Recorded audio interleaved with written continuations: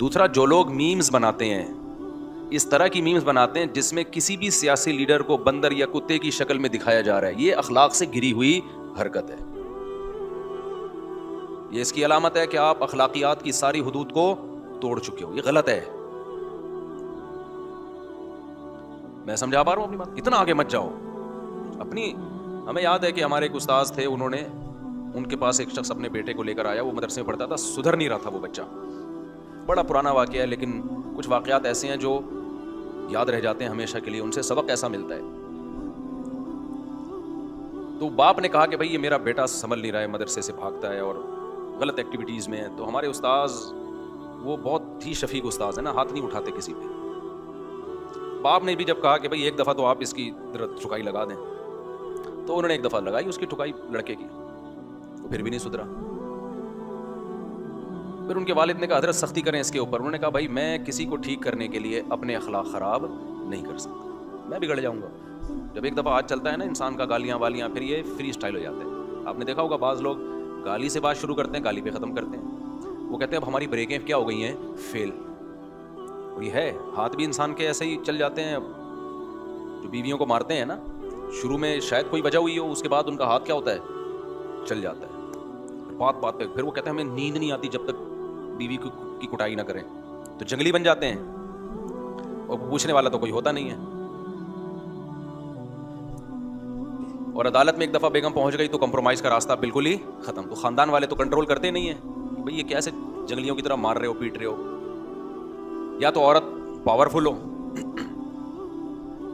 بعض اس کا خاندان اتنا پاورفل ہوتا ہے کہ وہ خود ہی اس کے نٹ بولٹ داماد کے جو ہے نا سافٹ ویئر اپڈیٹ کر دیتے ہیں. اگر پاورفل نہیں ہے پھر کیا کرے وہ. تو یورپ میں بھی یہ ہے اور پاکستان میں بھی. خوب سمجھ لو, جو خواتین کی این جی اوز بنی ہوئی ہیں نا, گھر توڑنے میں ان سے بڑا فنٹر کوئی ہے نہیں. آپ کی بیوی اگر کسی این جی او کے پاس چلی گئی نا اپنے حقوق کے لیے, تو بس سمجھ لو اب گھر ٹوٹا ہی ٹوٹا. وہ کبھی بھی کمپرومائز کا راستہ اختیار نہیں کریں گی کہ شوہر کو سمجھائیں کہ یہ ظلم ہے. یہ تو سمجھانا چاہیے نا, اس پہ سختی بھی کرنی چاہیے قانونی طریقے سے, کسی بھی طریقے سے. لیکن یہ خوب سمجھ لو, اگر کوئی خاتون این جی اوز کے پاس, کسی بھی این جی او کے پاس چلی گئیں, تو اب وہ این جی او اس کا بیڑا غرق کر کے ہی, عورت کا بیڑا غرق کر کے ہی چھوڑے گی. یہ ذہن میں رکھنا. زندگی بھر کے لیے بربادی. لیبل لگا ہوگا اچھا, لیکن بیڑا غرق ہو جائے گا اس کا. کیونکہ ان کو بنایا گیا اسپیشلی گھروں کو توڑنے کے لیے.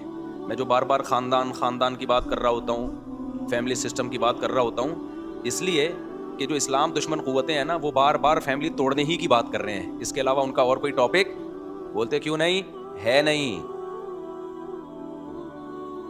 اور کام بھی وہی کر, ہم تو صرف باتیں کر رہے ہیں نا, کام کیا کر رہے ہیں ہم, وہ کام بھی وہی کر, پیسہ بھی اسی پہ خرچ کر رہے ہیں. توڑو ان کو. کیا کرو, بھائی کو بہن سے توڑو, شوہر کو بیوی سے توڑو, بیٹی کو باپ سے توڑو. سمجھتے ہو کہ نہیں سمجھتے؟ بیٹی کو باپ کا باغی بناؤ اور ماں کا بھی باغی بناؤ. بہن کو کس کا باغی بناؤ, بھائی کا باغی بناؤ. بیوی کو کس کا باغی بناؤ, شوہر کا باغی بناؤ. بہو کو کس کا باغی بناؤ, ساس سسر کا باغی بناؤ. جس حد تک بغاوت ہو سکتی ہے اس پہ اربوں روپے کے سرمایہ خرچ ہو رہے ہیں. ان کو اس سے کوئی غرض نہیں کہ پی ٹی آئی آتی ہے یا جے یو آئی آتی ہے, ٹھیک ہے, کہہ رہے ہیں جو بھی آئے اس ٹاسک پہ ہم نے کام کرنا ہے. لہذا جب کوئی مظلوم عورت ان کے پاس جاتی ہے, جو باقی مظلوم بھی ہوتی ہیں, تو اس کا ظلم کا جو علاج کرتے ہیں نا, وہ اس طریقے سے کہ ایک بہترین موقع ملا ہے خاندان توڑنے کا, اس آپشن کو پہلی فرصت میں استعمال کیا جائے.